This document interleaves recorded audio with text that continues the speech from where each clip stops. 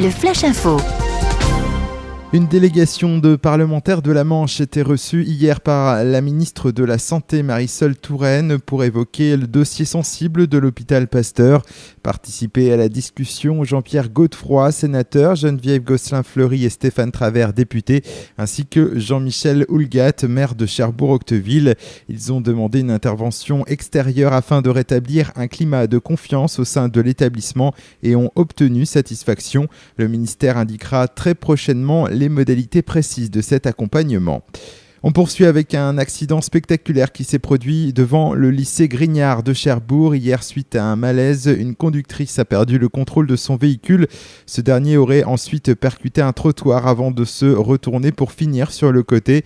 Un piéton qui se trouvait à proximité lors de l'accident s'est retrouvé le pied coincé entre le véhicule et le trottoir. Le piéton a été ensuite évacué vers l'hôpital Pasteur. Dans le Sud-Manche, les vols de cuivre se poursuivent. Le dernier en date s'est déroulé dans la nuit du 13 au 14 novembre. Depuis le mois d'août, ERDF a enregistré 10 vols du précieux métal conducteur, tous localisés entre Villedieu et Saint-James, le long de la 84. Le préjudice subi par ERDF est estimé à 200 000 €. L'électricien invite les habitants à prévenir la gendarmerie en cas d'activité inhabituelle à proximité des lignes électriques et en cas de coupure suspecte.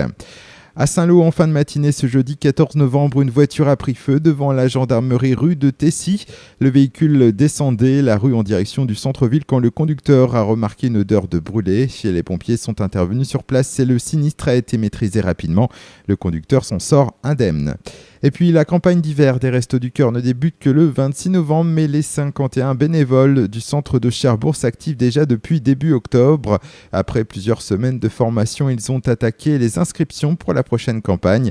L'an dernier à Cherbourg, ils ont distribué 16% de repas en plus et près de 52 000 repas au total. Les Restos du Cœur recherchent encore des bénévoles.